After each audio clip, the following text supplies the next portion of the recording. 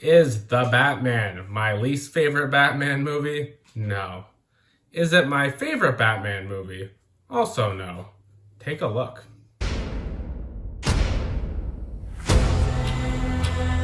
Fear is a tool. But when that light hits the sky, it's not just a call. It's a warning.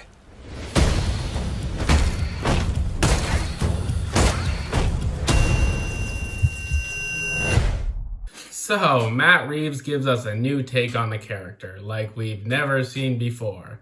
The movie is beautifully shot, the score is great, the tone is dark and dreary, the set design is remarkable, it is very Fincher-esque. There are a lot of parallels to draw here between movies like Seven. And the movie is long, very long. The Nolan films were long as well, but Reeves raises him one by making it longer, darker, grittier, and maybe it was not 100% my cup of tea. I personally really liked Ben Affleck's portrayal as Batman. I liked that iteration, I liked the suit, I liked his Bruce Wayne, I liked that universe. Unfortunately, he was not in great movies, and his solo movie never took off, but that's life, so I have to judge this movie for what it is. Robert Pattinson gives a great performance. He is a great actor. He has shaken off, his Twilight fame very well, and he plays a really troubled Batman, Bruce Wayne. He clearly has issues, he's reclusive, he's a bit mental, and it 100% makes sense for the character, and this is the first time we've seen Bruce Wayne be like this in a live-action movie. Paul Dano, another great actor. He was perfect casting for the Riddler, and he is good and exactly how I imagined he'd be. Zoe Kravitz does a good job as Catwoman. We've seen Catwoman a lot. I think this Catwoman is almost pulled directly out of the pages of Batman Year One, and also she genuinely seems poor, which is part of the character. I thought the Anne Hathaway iteration, she never really seemed that poor to me and didn't really seem to embody the character the same way.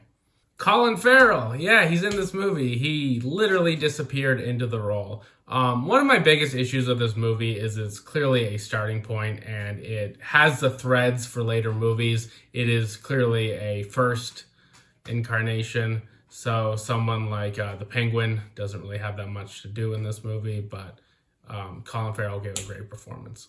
Gotham is a character in this movie, kind of the first time since the Tim Burton movies. The Nolan movies, he just shot sometimes in Chicago, sometimes in New York. He just used any city for Gotham, whereas this time it feels like a character again. And luckily it's not just like 2 blocks like it was in the Burton movies, and it's good. It's exactly what we want Gotham to be. My biggest issue with this movie is we can't escape reality, and we've seen these characters so many times. We've seen so many Batman, we've seen so many Catwoman, we've seen the Penguin multiple times, the Riddler. Though this is a new take, it is a very long movie. It pulls from all sorts of Batman media. We see some stuff from the comics, some stuff from the video games, other movies, and I'm a bit tired. I'm sorry. I do not have any desire to watch this movie again. But I can acknowledge it as a great piece of art. This movie has a lot of twists and turns. None of the twists are really earth-shattering. Especially if you know a lot of the Batman lore, it's not the first time that they've really done any of these twists. Also, this movie seemed to really want like a big gut punch ending, something like Seven or like the Sixth Sense, or like even like something like American Beauty. I think that's what this movie wanted, and it just didn't have it. We've seen these characters so many times, and especially in the first movie, there's really no big twist that get trot out, so the ending kind of underwhelmed me. So, I used to not do ratings. I have given in. I have come up with my own rating system. I will now give movies a hit, a miss, or a bullseye. And Matt Reeves, the Batman, is definitely a hit. So, what is my favorite Batman movie? I'd have to go with Batman Begins. I think it's a great origin story. It's a great movie. It's lighthearted enough while also being dark and gritty. And I just love Nolan's trilogy as a whole. The Dark Knight is a classic. Everyone loves it. The Dark Knight Rises, I remember the first time seeing it just being like mesmerized, but the more I watch it, the more just overlong and kind of boring it is. And the Tim Burton, Michael Keaton Batman movies will always have a special place in my heart. Batman Returns was always my favorite back in the day, but watching them now, they are quite cheesy. And I have not watched the Schumacher ones since I was a kid, and I don't really plan to watch them again.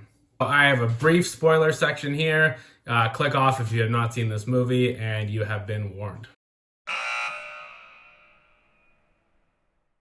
How many fucking Jokers do we need? Oh my gosh, I did not like that reveal at the end. We've seen the Joker so many times. I was hoping this iteration of Batman, they would wait maybe till the third movie.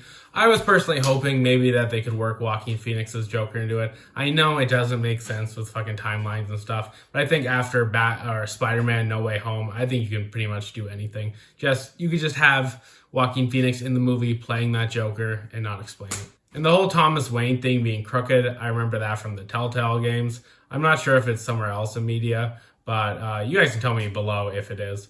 But yeah, so that didn't really like shock me that much. I was like, oh, you've seen this before.